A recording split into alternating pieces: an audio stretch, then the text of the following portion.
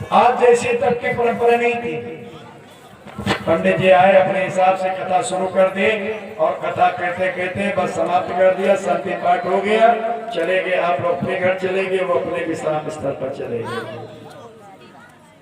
प्राचीन काल में जब कथाएं होती थी तो आचार्य जी पंडित जी आकर बैठ जाते थे, कथा नहीं शुरू करेंगे।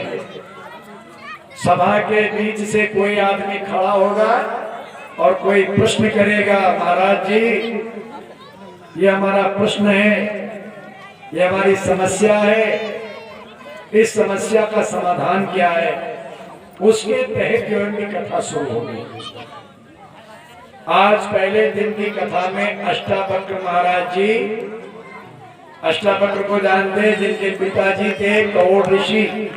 कौड़ ऋषि ने श्राप दे दिया था तो मां के गर्भ में ही 8 अंग से टेढ़े हो गए थे और 8 अंग से टेढ़े की वजह से उनका नाम अष्टावक्र पड़ गया था। बताना चाहता था कि महाप्रज्ञ पिपला जी का जन्म आदि कैसे हुआ था। अष्टावक्र के विषय भी बताना चाह रहा था, लेकिन समय की अपनी मर्यादा, समय बहुत थोड़ा सा है, इसलिए हम बहुत विस्तार में नहीं जा रहा, तो थोड़ा सा संकेत दे रहा हूँ आपको। अष्टावक्र ऋषि जी सभा के मध्य में खड़े हुए और प्रश्न कर रहे हैं, हे महाप्राज्ञ, हे ऋषिवर, कृपा करके एक बात बताइए। भगवान ने मनुष्य को सृष्टि का राजकुमार बना करके धरती पर भेजा, जिसके विषय में वेद कहते हैं मनुष्य अमृत से पुत्रा के नाम से जाना गया, ये अमृत पुत्र है। मनुष्य के विषय में कहा गया है सृष्टि का राजकुमार है, वरद पुत्र है, सृष्टि का मुकुटमणि है, सर्वश्रेष्ठ प्राणी है। हाँ, बिल्कुल सही आपने कहा, बिल्कुल ठीक है। फिर महाभाग्य पिपला ऋषि से पूछ रहे हैं, भगवान एक बात बताइए, आखिर फिर मनुष्य आज दुखी क्यों हो? और यह प्रश्न तुम्हारा महाभाग, जग हित के लिए सुखकारी है। प्रश्न तुम्हारा महाभाग,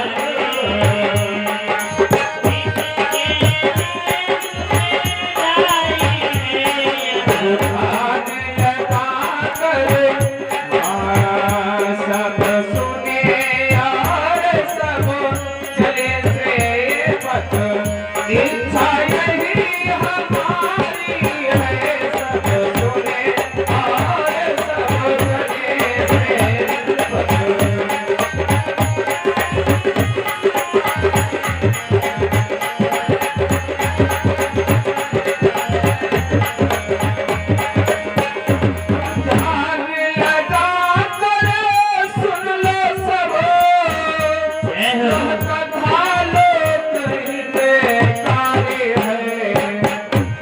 इसे भवसागर से करने को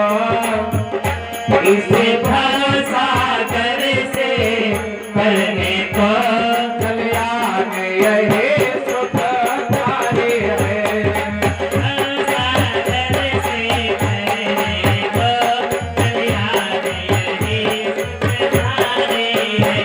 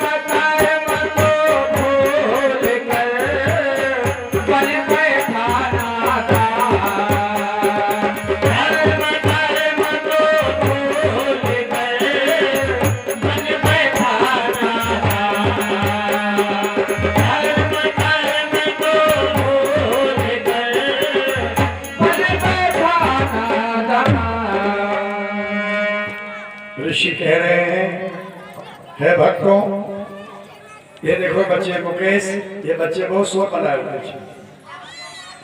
ये बच्चों के बीच में कोई सयाने लोग बैठ जाए, बच्चे शांत हो जाए।